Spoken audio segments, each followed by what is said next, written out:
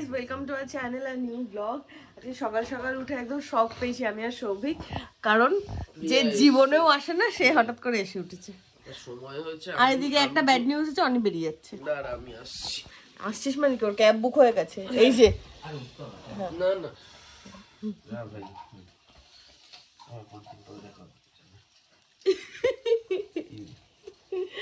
চলে যাবি? Blockbuster sell চলছে, ওখান থেকে আমি হয়নি, মেগা ব্লকবাস্টার সেল বলতে হবে। মেগাটা ছোট না, কি অর্ডার করেছিস সেটা দেখ। অনলাইনে সেলের আর গল্প দিস না, সব সময় কিছু না কিছু চলে। এটা কি ওখানকার জন্য? প্যান্ট, এমনি ফুল প্যান্ট নেই খুব একটা, এখানকার জন্য ফুল প্যান্ট অর্ডার করেছি।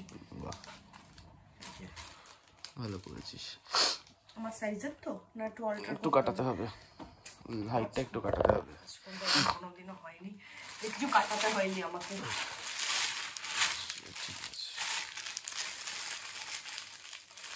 আর এখানে প্রিয়া এসে, প্রিয়ার থেকে আমরা একটু সিকিমের খুঁটিনাটি জেনে নিচ্ছি। ও মোটামুটি 500-600 বার সিকিম চলে গেছে। এই কালারটা বেশি ভালো হয়েছে। রবি গেছিল পিয়াকে ছাড়তে, যে ওই বাড়িতে গেছে মা ভর্তি করে পাঠিয়ে দিয়েছে কত কিছু। এখানে পাঠিয়েছে কই মাছ, এখানে ব্রোকলির তরকারি মেবি, বুঝতে পারছি না। এখানে পাঠিয়েছে পায়েস, এটা ভালো করেছে মা, আজকে পায়েস পাঠিয়েছে। কোথায়? ফ্রিজে রেখে দিয়েছি। ঠিক আছে, একটু গরম করে দিস। হ্যাঁ দেবো, আগে দিন। এই যে আলুর দম আর মাছের ঝোল। মাছের ঝোলটা কি কালকেরটা? হ্যাঁ। আচ্ছা, আর এইটা হচ্ছে কুমড়োর ভর্তা, আমি আর তুই প্রথমবার খাবো। হ্যাঁ, এরকম হয় আমি জীবনে প্রথম শুনেছি কুমড়োর ভর্তা। এতটা দিলি কেন? একটু কম দে। আমার কিন্তু ভালোই লাগলো, মুখে দিয়ে দেখ কেমন লাগলো। আমি যে কোনো বাটা না খুব ভালো খাই। বুঝেছি, একবার তোকে মাংস বাটা করে দেবো। মাংস বাটা করে, ওই মুরগি বাটা একটা, হ্যাঁ ওটা আমার খাওয়ার ইচ্ছা আছে। ভালো লাগছে না?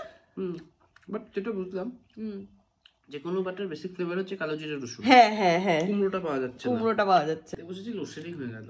আর এই আলুর দম ভাতের সাথে আমার একটা নস্টালজি আছে। আমি ছোটবেলায়, মানে সেই সময় যে কারণেই হোক, মানে ফিনান্সিয়াল ভাবে সেরকম ছিল না বলে হোক বা অন্য যে কোনো কারণেই হোক, আমাকে মানে আলুর দম, আমার আলু খুব পছন্দের তো। আর ওরকম মাঝে মধ্যেই রাত্রিবেলা করে আর কি খাওয়া হবে, একটু আলু নিয়ে এসে আলুর দম করে ফেলা হতো। তখন তো ওরকম ভাবে ইয়ে ছিল না। আর আমিও খুব খুশি থাকতাম, বা আমাকে মা বলতো, দেখ আজকে মাছ বা ডিম নিয়ে তো কি হয়েছে, মাংস নিয়ে তো কি হয়েছে, তোর ফেভারিট জিনিস হয়েছে আলুর দম। আমি ওটাই দেখে বললাম যে তোরা একটা ছোটবেলার কথা মনে পড়বে আজকে। আর পার্টিকুলারলি মটরশুঁটি দিয়ে হতো আগে আলুর দমটা বাড়িতে। মটরশুঁটি ছাড়াও হতো। এই ব্যাপারটা রাত্রিবেলা বহুদিন হয়েছে এরকম, শুধু এক থালা আলুর দম ভাত। কারেন্ট না থাকার ফায়দা এটা হচ্ছে, শীতকালে দুপুরবেলা খেয়ে দিয়ে উঠে কম্বলটা গায়ে জড়িয়ে শুয়ে পড়ো। এই কম্বলটা যদি রোদে দেওয়া থাকতো, এখন এনে গায়ে দিলে গরম গরম লাগতো। আহা হা হা। 5:30 বাজে, এতক্ষণ আমরা একটু রেস্ট নিলাম, এখন আবার কাজের মোড অন। কাজ এই রবিক যা কাজটা নিয়ে মানে আজকে শুরু করেছে, আজকে ফিশ ফ্রাই করতে গিয়ে দম বেরিয়ে যাওয়ার অবস্থা। 39 পিস আছে, এইটুকুনি ছাড় বেরিয়েছে। হ্যাঁ, ওইটুকুই আমার প্রাপ্তি। সৌভিক এখন একবার বোমার বাড়িতে যাবে, ওর কয়েকটা কাজ আছে, ওটা করবে। আর আমি এদিকে বসবো আজকে ব্লগটা এডিট করতে। যতক্ষণ আমি এডিট করবো, বোমার বাড়িতে কাজ করে চলে আসবে, তারপরে বেরোবো। অনেকদিন ওই বাড়িতে যাই না, মানে সৌভিকের এই কোমর ব্যথার জন্য এতে যাওয়াই হয়নি। তো আজকে একবার ও বাড়িও যাবো। আজকেই সৌভিক দুপুরবেলা আমাকে বলছিল যে আমরা ওই সংক্রান্তির দিন নর্থ বেঙ্গল থাকবো। তো আমাকে বলছে ওই দিন থাকবো না, পিঠে পিঠে আমার খাওয়াবে না, অনেকদিন ধরে আমার মালপোয়া পাটিসাপটা খেতে ইচ্ছা করছে, তো এরকম বলছিল। আর এই কিছুক্ষণ আগে বাবা আমাকে ফোন করে বললো যে আয় মা মালপোয়া ভাজছে। বাট আমি সৌভিক এলে, বোমার বাড়ি থেকে এলে, আমি ওকে বলবো না যে ওই বাড়িতে মা মালপোয়া ভাজছে, ওকে আমি বলবো ওই বাড়িতে একটা সারপ্রাইজ আছে, চল। গিয়েও একদম শকড হয়ে যাবে, কারণ ও অ্যাকচুয়ালি মালপোয়া আর পাটিসাপটা অনেকদিন ধরে বলছিল খাবো খাবো।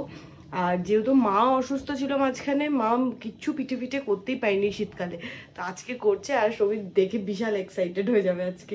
আর এখানে আমার এডিটিং ডান, এখানে রেন্ডার হচ্ছে, বাট এখনো 45 মিনিট দেখাচ্ছে। জাস্ট ওপরে বসে আমি তোর কথাই চিন্তা করছিলাম, তুই চলে এলি। আমি চলে বাবা লোকনাথ বাবা নাকি? ও বাড়িতে সৌভিকের জন্য একটা সারপ্রাইজ আছে, সেটা আমি ওকে বলিনি, গিয়েও জানতে পারবে। হ্যাঁ, মা ফোন করেছিল, তাহলে কি করে বুঝলি? আমার জন্য আর কি সারপ্রাইজ থাকবে পৌষ মাসে? হ্যাঁ, আজকে দুপুরেই বলছিলি, বাবা ফোন করে বললো যে মা মাল পাওয়া বলছে। অ্যাকচুয়ালি বলছিলাম যে এবারে এই যে 10-এ যাবো, 17 হ্যাঁ, সংক্রান্তির দিন এখানে থাকছি না, পৌষ সংক্রান্তিতে। তো যার ফলে ওই পিঠে পায়েস, ওই ধুলি পিঠে, মা তো পায়েস পাঠিয়েছে, রাতে খেতে পারবি। এই সমস্ত জিনিসগুলো খুব মিস করবো।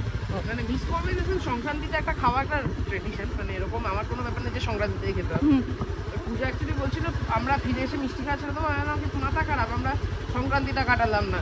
এই ঠান্ডা পড়লো, ঠান্ডা পড়ার প্রথম 10 দিন আমার কোমর ব্যথা নিয়ে চলে গেল। তারপরে এখন সামনে ঘুরতে যাওয়া কিছু আর বাড়িতে হচ্ছে না। হ্যাঁ, তো এবার তো শীতটা এনজয় করতে হবে ফিরে এসে। হ্যাঁ, সৌভিকের কোমর ব্যথার জন্য আমারও বহুদিন পরে আসা হলো।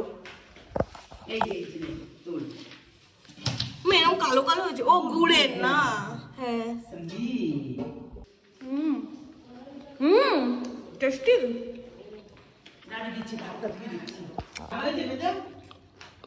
মেলার মালপোয়া তো খাইনি এবারে। ও বাড়ি থেকে পিঠে খেয়ে চলে এসেছি, আর ফেরার সময় বোনের এই ট্রলিটা নিয়ে এসেছি, কারণ এই ট্রলিটার সাইজটা বেশ ঠিকঠাক। আর সৌভিক আর আমার এটাতে হয়ে যাবে, আর একটা ছোট নিলেই হয়ে যাবে। সৌভিক কখন বোমার বাড়ি গেছে ওর কাজের জন্য, এখনো আসতে পারিনি। এখানে আমার এডিটিং তো কমপ্লিট তখন আমি করে গেছি, ওটা রেন্ডারও হয়ে গেছে, তো ওটাকে আমি ঠিকঠাকভাবে লিখে পাবলিশে বসিয়ে দিয়েছি। আর এখানে এখন আমি পকোড়া ভাজবো। এই যে পকোড়া আমার ম্যারিনেট করা ছিল 2 ঘন্টা আগে, এলো 2 ঘন্টা পরে আমাকে বাড়িতে একা রেখে। সেটা বড় কথা না। বড় কথা কি? বড় কথা এটাই যে এই যে পুনর্মিলন উৎসবে যাইনি, তার